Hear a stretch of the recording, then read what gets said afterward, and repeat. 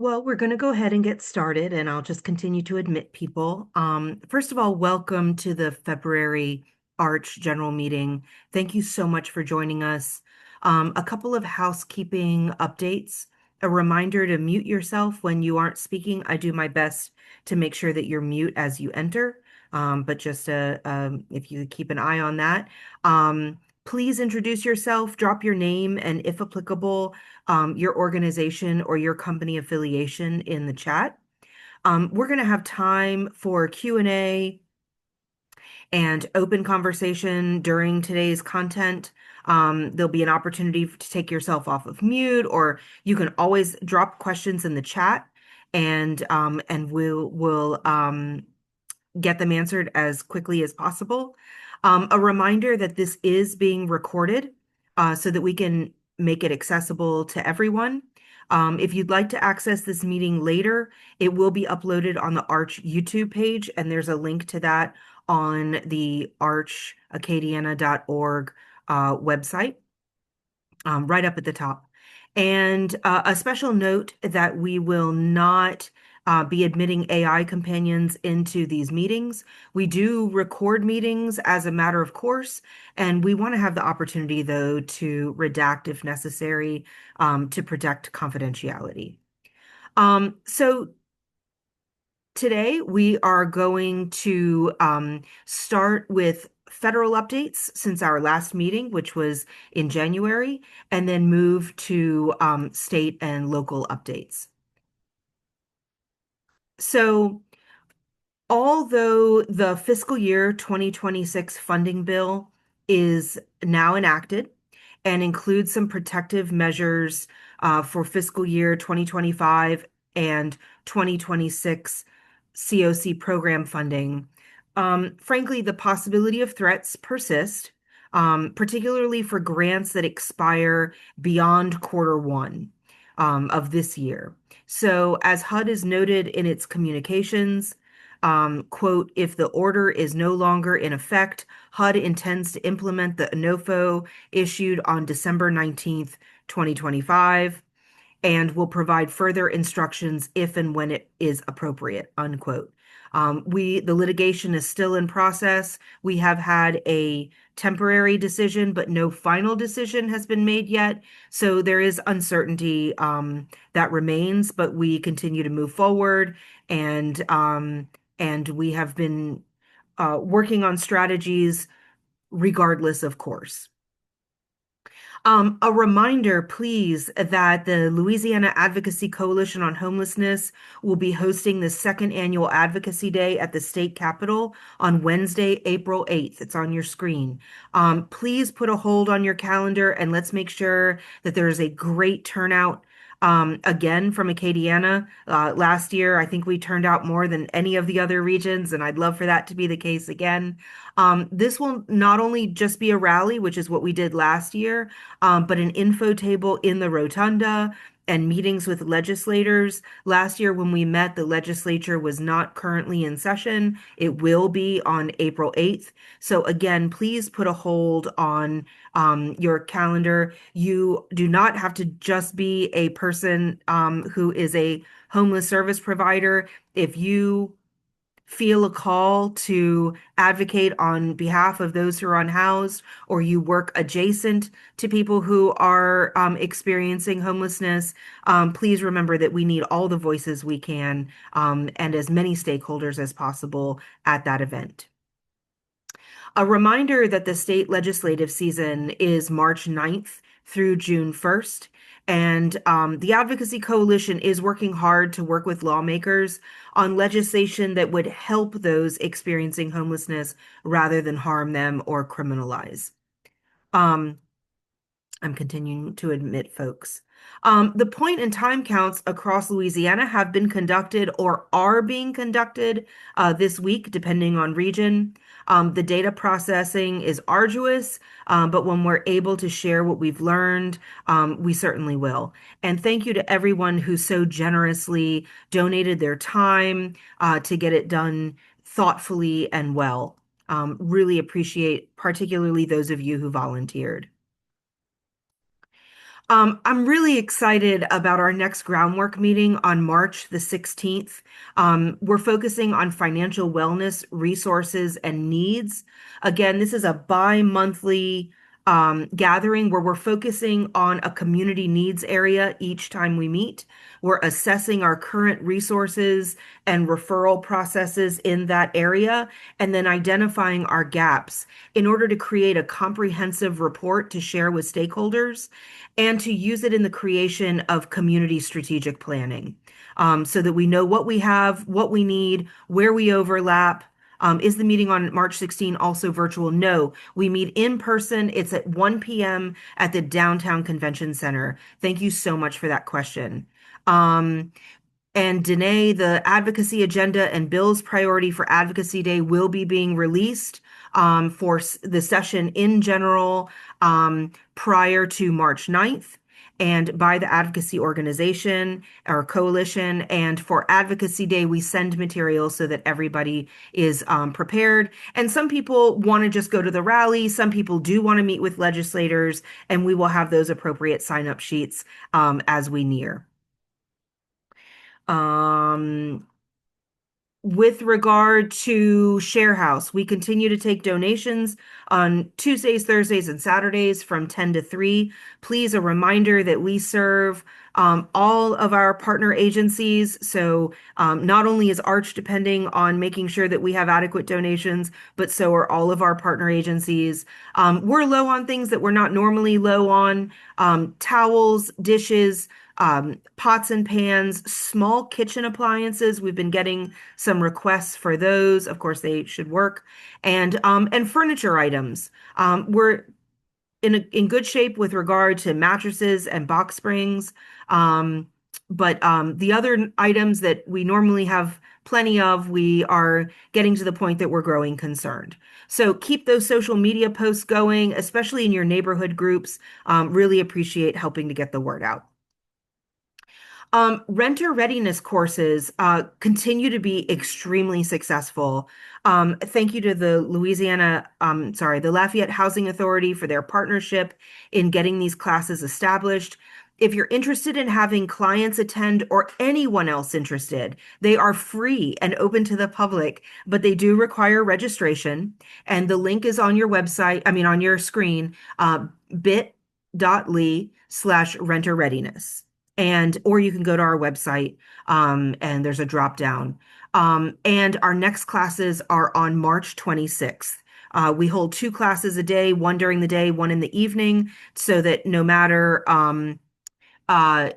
when someone might be working or having child obligations, etc., they're able to attend. We do it once a month. We will increase that frequency or location as needed. We are offering it to life learning classes with 232 Help this month in March, and there's talk of offering it in some local high schools. So again, we want to serve the community. Please let us know how we best can do that. Is there a flyer that can be shared on social? Yes, and I will include that in our next e-blast, and you can just rip it right off the e-blast and share it as you wish. Thank you for that question. And then one last reminder, if you would like to make any changes to the way that you receive your Arch e-blasts, let's say they're addressed to the person who formerly held your position, or maybe you get it at your work email and your personal email and you just want it to go to one.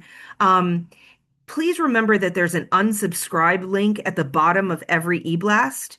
And then a quick link to sign up on the Arch website. So if you go to archacadiana.org, in the top right-hand corner, there's the word newsletter. You click on it, you enter your email, it will start automatically going to your email. I do wish that we had the capacity to address everybody's individual concerns about that. But what would be best is for you to unsubscribe if you're receiving it in an email you no longer want to receive, or maybe it's addressed to the wrong person. Just unsubscribe and resubscribe, and we will the platform will do that for you. Okay, I've got a couple questions. How do I inquire about the renter readiness? Send me an email. If there's a specific, outside of just registering, if you just want to talk about how we could be doing this differently or more, email me. That's Elsa, ELSA, like frozen, at archacadiana.org. No, sorry for all the questions. I love questions. Okay, so before we get to the meat and potatoes of today's meeting, I want to open it up to any others who have quick updates. Before we begin our housing updates. Are there any agencies or orgs who would like to ask any questions or make any announcements?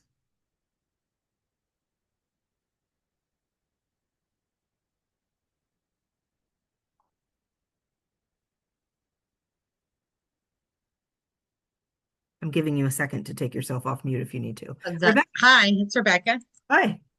I'm Rebecca with Faith House. A couple of things. We're still doing the Navigating Hope campaign where we're raising money for vehicles here at the shelter. We're at about $5,000, which could buy a decent used vehicle, but we're really hoping for more.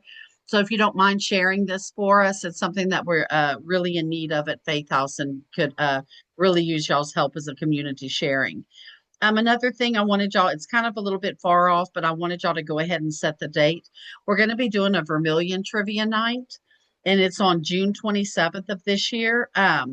The Where we're going to be having it is to be announced, but if you'll go ahead and mark down your calendars for June 27th in Vermilion Parish.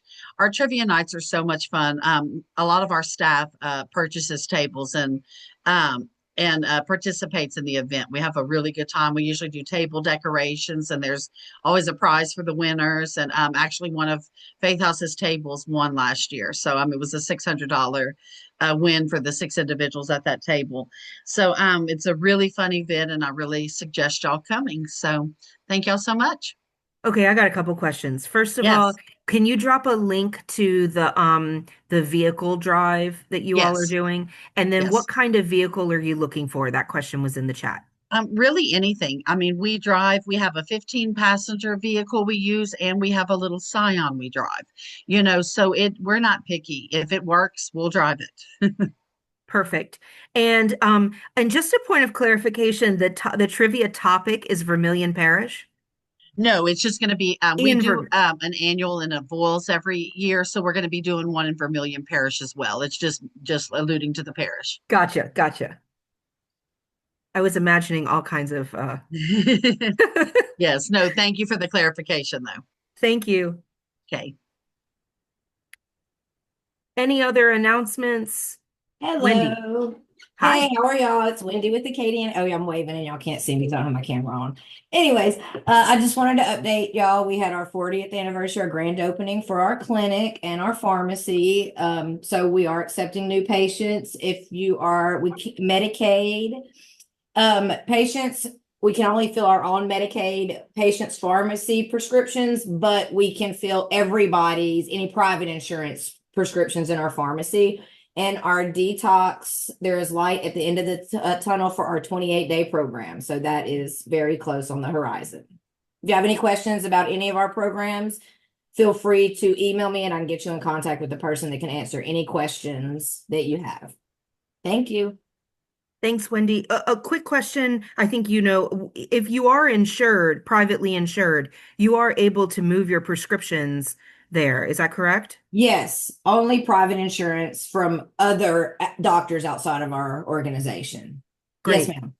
And my understanding is that you all benefit from that. So Yes. I encourage, if you all are privately insured and you're going to Walgreens or CVS and you are able to transfer those prescriptions, support a local agency.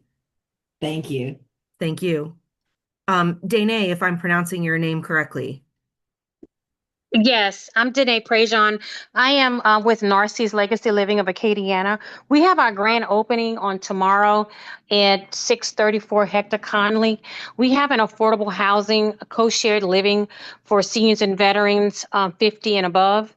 It is intended to help with the unhoused, families that are struggling with helping with seniors or elders, seniors or veterans in their own homes, and that nursing home and assisted living is not appropriate. I just want to share that with the group. Could you drop your that's incredible. Can you drop your link in the your email address in the chat? Sure. Thank you so much. Thank- And Wendy, are you all looking, if you're still there, are you looking for pharmacy techs? I was just sending her a message. I'm unsure offhand. I was going to say you can email our HR department or any open positions. I know that we do list on Indeed as Perfect. well. Thank you so much. Thank you. Um, Hi, Hope. I'm Hope. I work at LCG in the mayor's office. I am one of the new coordinators of the CJCC, which is the Criminal Justice Collaborative Committee. And what we're kind of working on is kind of preventing people from getting involved in the criminal justice system as a whole. And we know that you guys offer a lot of great resources for individuals like that. So if y'all don't mind like dropping y'all emails, or Elsa, if I can get emails from you, I'd like to sit down and like meet with people and get more information on what's going on in the community and what's available in the community. That way when we do get people kind of coming through, we'll know where to direct them. Gotcha. Gotcha. Yeah, we can definitely talk offline. We've got some good resource directories that we can share with y'all. Thank you. Um, thank you. Other announcements. I can go. I'm Asiana with Gulf Coast Social Services. We just started this new program, ECSS, Early Childhood Supports and Services, where we offer behavioral health services for the ages 0 to 5 for for families. So even moms who are currently pregnant who are struggling with with depression, we'll offer those behavioral health services for them as Wow. well as finding community resources for those said families. That's great. That's great. I'll tell you that when we had our first groundwork meeting, one of the things that was identified was mental health and substance abuse disorder support for women who are pregnant or recently had children. And so Yes. glad to hear that. Thank you. Yes, we're coming across that a lot too. Substance abuse for pregnant females. Yeah. Yeah. Yeah.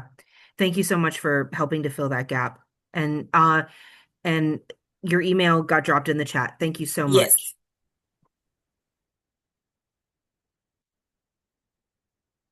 Any other announcements? And just a heads up that Rebecca just dropped the Navigating Hope campaign for the vehicles for Faith House in the chat.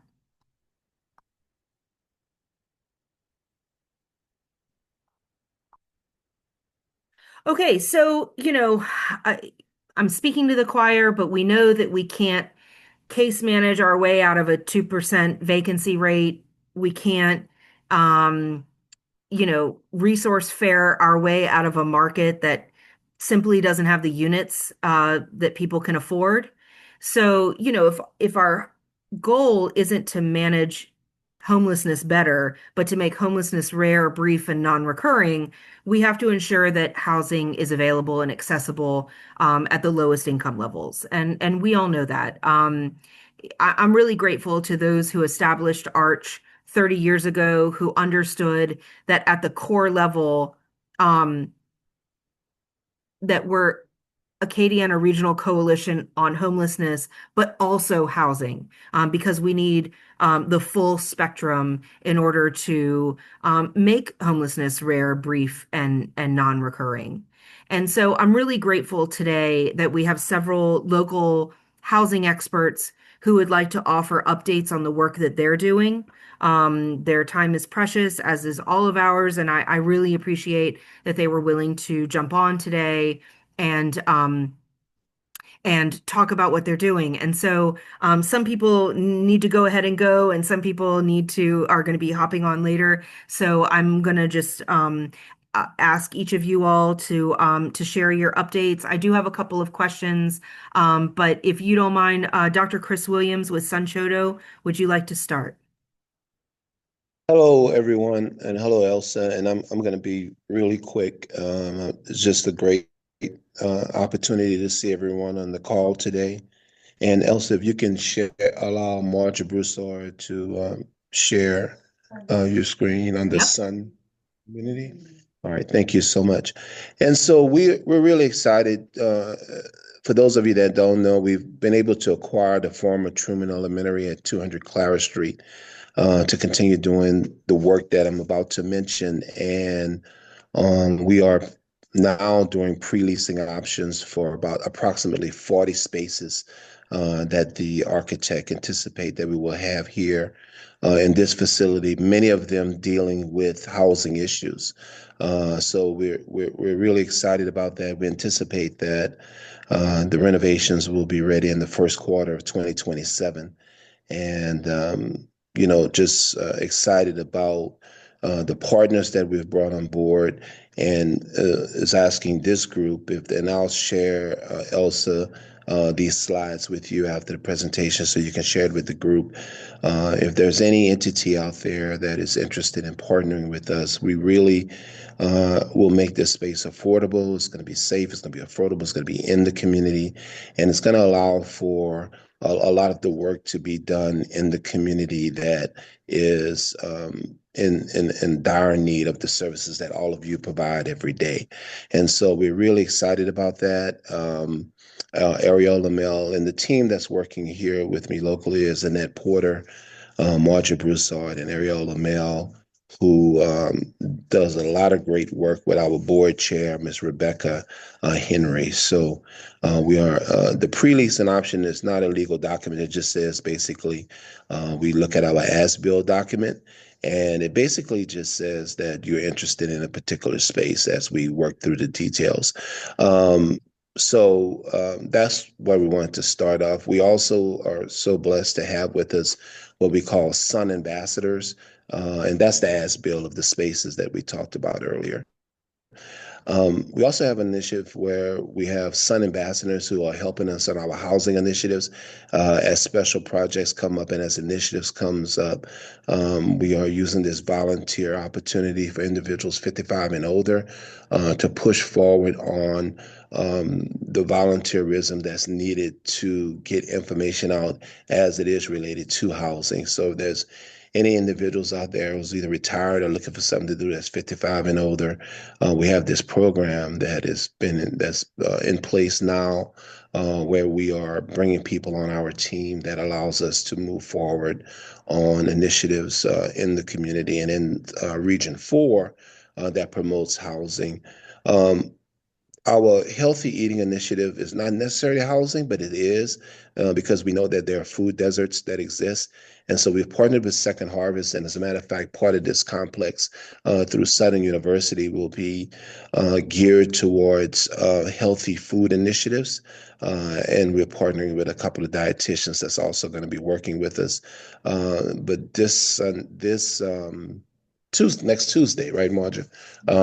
If you can go to that slide, we will have the opportunity to have another market at St. Anthony's Catholic Church, and basically promoting healthy eating. Just to know, we're doing a lot of infill work with partners, and Senator Boudreaux, Councilman Boudreaux, the councils, the Boulay administration, and LEADER will be having a big announcement coming soon. Senator Boudreaux was instrumental in passing Senate Bill 107 last session that deals with the processes of dealing with adjudicated properties, and also the constitutional amendment that came into play on January the 1st. So we're looking forward to hearing from them very soon about some ways that we will all be able to work collectively to have a substantive change in the number of adjudicated properties that we have in our community. It was 1,000 properties when I served, maybe some 15 years ago. It's still 1,000 properties in 2026. So we have to have some type of systemic change to address these properties that should be used as infill opportunities for housing. And I particularly want to suggest that we utilize the young men who may be in these communities who can get skills, the communities, contractors that are available are trying or emerging. There's a lot of exciting groups that are coming on board that want to be a part of this revitalization. And I think it's incumbent upon all of us to bring those communities in the fold and make it happen. We're currently doing 60 fortified roofs in 2026. This is an initiative with the Federal Home Loan Bank. As many of you know, I'm preaching to the choir, but as many of you know, we have a lot of our family and friends and residents who are living in dwellings where the roof is just not something that should be on that dwelling. The Fortified Roofing Program has afforded us the opportunity to participate in this program. We did 30 last year. We're going to do 60 this year. So if you or your agency know of someone who the only criteria is that they live in Lafayette or St. Martin Parish at this time, we may be expanding in the next few weeks with Lafayette and St. Martin Parish, and they have to be a homeowner and the house have to be on a slab. But we need about another 20 to 25 more residents for this year's initiative. You can have those people call 337-501-7617. We'll send the contractors out there to do the estimates. Just a quick tidbit of it, the grant is for $15,250. And let's say the estimate comes in at $16,250. The only thing the homeowner would have to pay would be the additional $1,000 for a brand new fortified roof, meeting the national standards for fortification. We're working with Barnard Inspector, who is a certified state of Louisiana inspector, on an initiative that we have through Enterprise to make sure that families are living in dwellings, particularly older homes where families are living in dwellings that are doesn't have lead, doesn't have mold or poor air quality. This again, and I want to say all of these things are at no charge to residents and citizens. And so we have 50 allotments and test kits available today. And so again, if you know, or if you have family members, or if you know people that are living in dwellings that needs to be tested, particularly those people that have respiratory issues, we would ask that you have them call us so that Mr. Sean Bernard can go in and do this assessment and let them know how what's the status of their particular dwelling. We are meeting on Monday at the New Life Center. We've been working on this project for a minute, but it is still on the board. The New Life Center in Opelousas, Louisiana. Finally, we're moving on, getting close to the funding threshold that we need for that facility, and I'll update more on that later. But just want to know that that would be a great opportunity for the city of Opelousas. And again, on transportation, our van is almost ready for our micro ride program, which basically give people short rides where it's not efficient to use the city transportation system, but they may just need a ride to a local grocery store, to a pharmacy, or just to pick up something real quick. The micro ride program is going to be modeled after the national micro ride program, where the fee for the ride would be $1 if they have it, and provide people the opportunity that may be walking or have to take a bicycle, the opportunity to run some short errands in a very efficient way that makes it more feasible. And I don't want to take up too much more time, so I'll just close out that we're really happy. We've been talking to John Ford, who reacquired San Antoine from the Housing Authority. He's doing some great work, and that facility is going to have those properties online really soon. And that's it. I'll just stop there because I don't want to eat up too much more time. Thank you so much for those updates. And the micro ride program in particular, when did you have a launch date for that, or is it ongoing? We anticipate that it will be June. That project will launch in June. Perfect. And you'll share the slides so I can share it with everyone else. Is that correct? Yeah, we just asked that. Yeah. So Okay. she's going to share that with you, and you'll be able to get it out to the group. Perfect. Thank you so much. I appreciate it. Thank you. Moving along because we have so many updates. Alex Lizard with LPTFA, I see you on. Yes. Yeah, there you are. Hi. Hi, good afternoon. How are you? Good for you. Good. How about you? And good afternoon to all. Just wanted to provide an update on an effort that has been underway for a few months, that will be a huge aid in data around the housing market for Lafayette, and that is a market value analysis. LIDA commissioned this work about maybe close to 6 months ago, through an organization called the Reinvestment Fund. And the Reinvestment Fund is a national CDFI, actually, but they have spun out consultant services. And so they're working with communities across the country, who are not only seeking um, to understand their existing data around the housing market. This is, everything from our, permanent supportive housing, our deeply affordable housing, all the way up to, market rate, and how that continuum is progressing as population changes occur, as economic changes occur. And so they have done a really phenomenal job, and we will have that report on next month. So more to come on that. And also, did you want me to also plug the housing needs assessment, Yeah, that'd or be great. what do you want me to do? No, Okay. no, go ahead. Um, and so obviously no one wants to just have data for the sake of having data. It needs to inform our strategies, and it needs to inspire action. And so a housing needs assessment will be occurring later this year. We have 19 organizations that have been working together for the past year to not only float up some of the gaps that we have in our individual information, but also to coalesce around what is a good unified scope that we could retain a firm to help us navigate our own questions around. And so the market value analysis is going to play a huge role as the baseline data that the housing needs assessment work will live on top of.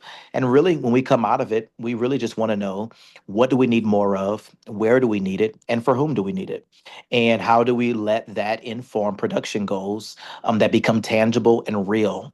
How do we let that spin off organizational goals that we communicate to one another about on a biannual basis?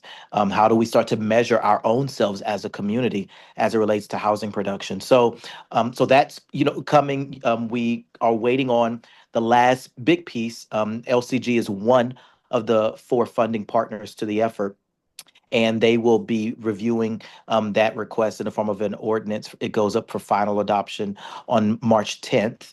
And so hopefully all goes well, and we can launch that RFP shortly thereafter. So yeah, those are my updates. And of course I'll be around. So if there are any questions, I'm happy to take them. And also, if there's anything more you want me to share, let me know. No, I mean, these are incredible updates, and thank you so much for sharing it with the big group. These are things we've been talking about for literal years. And so, Yeah, so nice to see it start to come to fruition. And thank you, Alex, for all your work in that. most definitely. Thank you. Miss Jody Ware with Rebuilding Together program at Catholic Charities of Acadiana. You are up. Hi. So I'm just going to give updates on what we've been doing. We have some exciting things happening. One of our biggest things is that Harvest Call, a group that comes in for 3 months to do work on long-term recovery houses, has been here since January, and they will leave in March. It's about 60 folks, 20 long-term people that stay for the full 3 months, and then they rotate out 40 to 50 folks on a weekly basis. And they're working on homes in both Acadia Parish and in Lafayette. So 18 to 22 homes while they're here for these 3 months, two of which are brand new builds, so from the ground up. Um, the work is amazing. So houses that we would not have had the opportunity to complete on our own, they're coming in, we're sharing funding with them to rebuild these houses. So some of the houses have been gutted completely to studs. It is unbelievable, the amount of work that's happening here and how quickly it's happening. So that's exciting. They've been here once before back in 2022, and they came back again, which is kind of unheard of. So we're excited about that. As far as Rebuilding Together is concerned, we have our rehab program, which works mostly in Lafayette Parish, in the Lafayette Consolidated Government spaces, doing minor and major rehabs. We have 8 houses currently being worked on in the city of Lafayette and its unincorporated areas, as well as many more on the horizon. So we intend to do about 15 houses in the next year Wow. through that program. So we also got news that we are going to get an NCCC team. They will be arriving in a couple of weeks, and they will be here through May. It is approximately 10, 18 to 25-year-olds that work with us full time. They'll serve in our community, and they'll do projects with both our disaster program and Rebuilding Together at Catholic Charities. So we'll have a variety of projects going on with that. That could be part of our RAMPS program. We are on tap to complete 35 ramps this year. So that has become an increasing need in our community. Home modifications and accessibility issues. And the last big project that Rebuilding Together has is in RAIN through our USDA grant.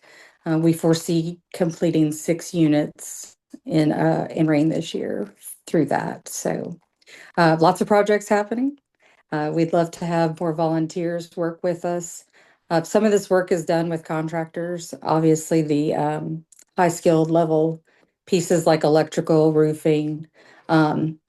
Chris actually put a roof on a house, Sanjodo, that we're working on the inside. So exciting to think about the vast partnerships that we can do if we work together collaboratively. So does anybody have any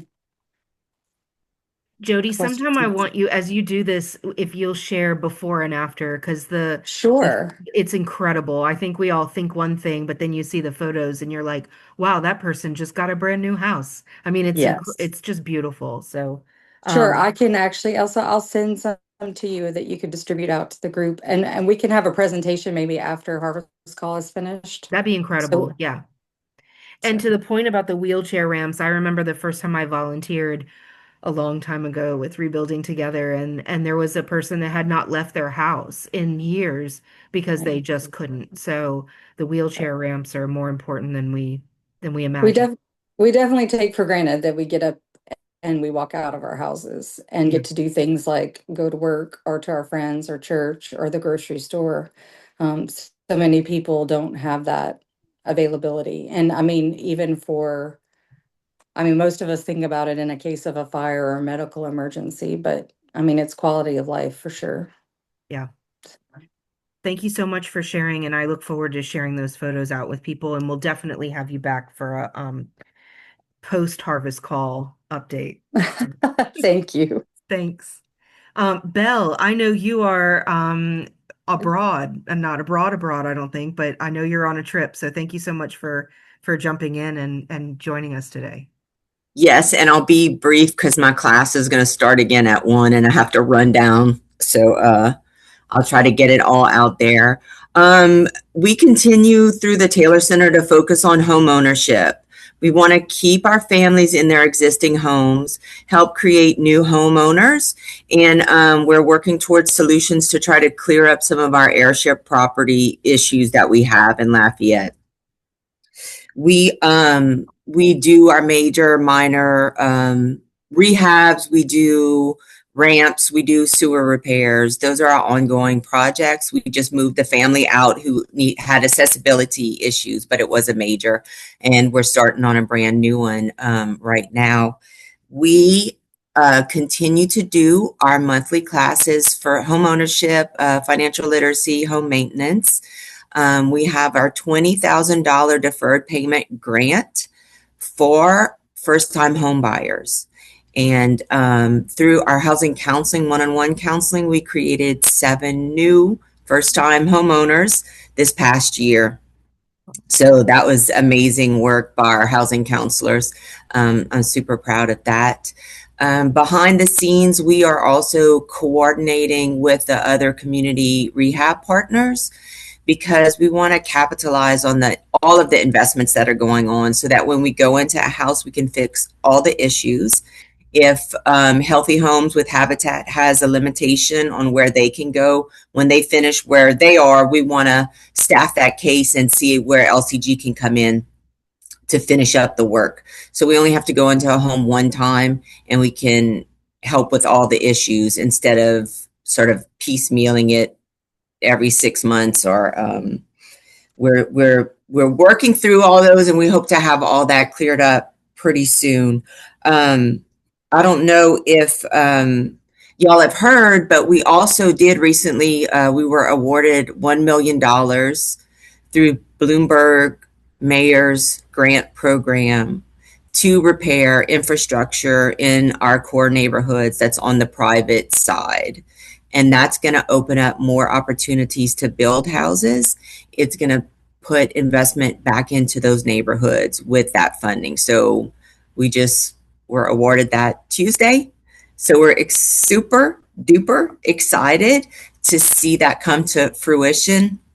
It gives us a lot more opportunities because, like I said, we want to keep people here and we want to make homeowners and we want to keep people in their homes and we want to, so this is going to allow us to do that. If y'all don't know, we also have the lead capacity building grant right now that we were awarded for 3 years. We hope to end up helping about 10 families with that. But beyond that is to train contractors, workers, inspectors, assessors to be able to address lead issues in homes. We've already done 2 renovate and repair workshops. We have another one coming up in April. And we're going to probably hold about 4 elevated workshops to get people, our contractors, certified. So that gives them another opportunity to make money in our community and to address some of the issues with lead in homes. Once those issues are addressed, then our homeowners can access the rehab program, which currently we don't have enough funding to do both. What else? We have the public hearing for those CDBG dollars and the home investment partnership dollars. That's going to be April 2nd for whatever programs are being recommended for funding. So anybody who's interested in attending that, the nonprofits will be able to make their pitches on what they intend to spend the money on. So if our community members would like to attend that and have some input, they're welcome to do so.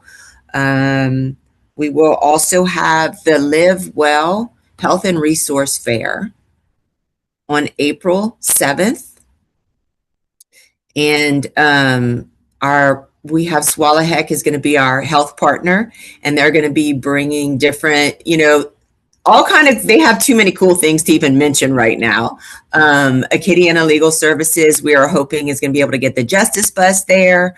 I think we already have 37 different community partners registered to just be able to, it takes a lot more than just health outcomes, right, to live well. And, it's education, it's early childhood, it's employment. So we're bringing together all those partners. Another thing, it's a good time for all of our community partners to connect with one another and really find out what the other person does. So I'm so excited about that. I think that they're going to be bringing some other health buses. I think one's called the Booby Bus, but don't quote me on that. Super. I'm so excited for that. We're also going to do a fair housing workshop that week as well on Wednesday. So we have a presenter coming in to help people know their rights when they're renting. If any of their rights are being violated, to understand that, and to help property managers know how to walk the line. Because we don't, we believe people want to do the right thing. So we want to help them do the right thing and offer that information. And then, like I said, we are also actively working with our local contractors so they understand the bid process to work with our rehab programs, so that we can get more people bidding on jobs, get jobs, through quicker, but also get money into our local contractors' pockets, because that's what we want to do. Right. So we have a workshop coming up the Thursday of that same week, April 9th, where we do about an hour and we go through all the processes with them so that they understand that. And I'm here this week in Chicago taking trainings on airship properties, how to help untangle tangle titles. And I'm also doing another workshop on healthy communities for comprehensive outcomes. So focusing on all the things that go into health equity in our community, and hoping to bring that all back here. And that's why I'm so excited to be able to partner with all of our different organizations, because housing's a piece of the puzzle. Yep. And it's just a piece, but it's all related. So I just want to open up those conversations so we can, close those gaps in services. Anyway, that's me. 2 quick questions. One, is it too late to sign up for the Live Well Health Fair? No, I'm going to want a resource table. send the email for Bridget, who is managing that. So I think you have until, she's trying to close it out Monday. Okay. And she can shoot you the email. She has just like a little QR code link. You register and then tell us what your needs are, because some people need power, some people don't. And it's our intention. The reason we're kind of closing it is we want to be able to advertise appropriately. Yeah. And we want to put all of our financial partners in one section. So when somebody goes, they can be like, oh, you do this, you do that, and all our health partners in one area. We also have a lot of our LCG divisions who are going to have tables talking about the actual services that they provide, which I'm so excited for. Our Parks is going to be there. Our floodplain manager is going to be there. LUS is coming. Excited about that. Oh my God, we also have an energy efficiency grant that we can maybe do 10 houses. Okay. We're working with LUS on that. So that's going to be a house that's in better shape, but maybe windows, doors, just those energy efficiency needs to be upgraded. Gotcha. So we don't have enough money to go in and do a ton of repairs, but maybe it's a young couple just bought this older home and the windows are just bleeding air. So that would be the right referral for that. And so we have LUS coming out to do the Arch meeting. Then I'm hoping Billy will be finished. Then we have. There we go. Go ahead. Yeah. So they're going to do an energy audit before and after. So after the improvements, and then hopefully we'll see what that energy usage looks like a year after we update those. So. Listen, so you got 9 minutes. You got 9 minutes to get downstairs. I'm fast, man. Okay. All right. So anyway, I put Bridget's email. So y'all email her, let her know you're interested, and she'll forward that to you. Perfect. That's if you need a resource table at the Live Well Health thing. And Belle, I just want to let you know, we had one of your students who's in the program to get the $10,000 down payment. She came to our renter readiness program. She's not all the way through yet. And she just looks so excited when she was talking about it. And so the ripple effect is big. So thank you for the work that you do, and thank you for learning and bringing all that stuff back to Lafayette. Yes, and listen, I put my email, so I know I have to leave, but if y'all have questions after that I didn't answer here, feel free to email me or call. I'll be back on Monday. Perfect. Thank you so much. Okay, bye guys. I don't believe that Melinda Taylor, she had a closing today. She was meeting with a client. And so she said, I'm going to get back if I can get back. It doesn't look like she was able to, but I'm sure she will update us next time. I do see Latweeta Smyers from Lafayette Housing Authority on. I'm not sure if if you have capacity to give an update. But I did want to give you the opportunity if you do. Thank you. Good morning. Or I should say good afternoon. I have to remember times and days are running together now, so please forgive me in the middle of audit season. But thank you guys. And it's been some great conversation about great things that are going on in the Lafayette area. And it's so good to see how well we're collaborating together to do these things. So Yes, I am the executive director of the Lafayette Housing Authority. And the update that we do have is we are in the middle with a consultant of repositioning our asset. So what we're doing is the consultant came in, they looked at all of our development, and they talked with a couple of people that was in the community with our board to ask what the recommendations would be. We're including strategic options for modernizing some of them or do a total demo dispo. We did meet with the board, finalizing our final draft of the recommendations, where would be a RAD, which is a rental assistant demonstration conversion of all of our public housing units. So we're at the very beginning stages of doing that. We're also in the middle of where our maintenance shop is over by Irene, 801 West Gilman, and the adjacent lot. We're in the process of doing a request for proposal for some affordable housing units to be built there. In order for us to do an asset repositioning, we have to build first. I would not want our existing public housing families competing with our housing choice voucher families and the community at large with such a limited amount of affordable housing in the community. So the Housing Authority stance on that is we're going to build affordable housing first and then start our asset repositioning. And those are kind of all the updates I have for the Housing Authority at this time. Those are no small updates. That's huge and so exciting. And I just, really excited to have you here in Lafayette at the helm. So thank you, Latuda. Yeah, thank you. Thank you guys for letting me speak. This is great to have everyone in the community talking about what's going on. It's really good. Good job, Elsa. Oh, thanks.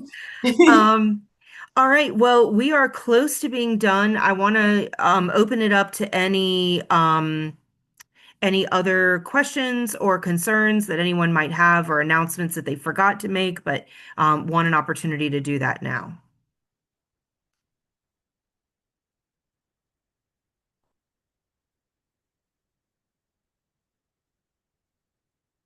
Okay, I'm going to plug unabashedly one more time. Groundwork, the next one on financial wellness. It's important that everybody keep going to those, even if it's not your area of expertise, because we need as much input as possible in order to do an effective SWOT analysis, right? So we want to hear where you think the weaknesses are, even if you're not in that space, or maybe you'll learn how to make referrals for your clients in different and new ways. So that's March 16th at 1 p.m. The registration will be going out to you shortly. Renter readiness courses, March 26th. It's free and open to the public. Please encourage folks to go. I could have used it when I rented for the first time, or if it's been a minute for you. And then Advocacy Day on April 8th. Please get that on your calendar. And then a reminder that we meet here again next time on March 26th. The reason being is that the dates are identical for February and for March. So today is the February 26th. We meet on March 26th. So thank you so much. Really appreciate everybody's input and talk to you all soon. Bye-bye.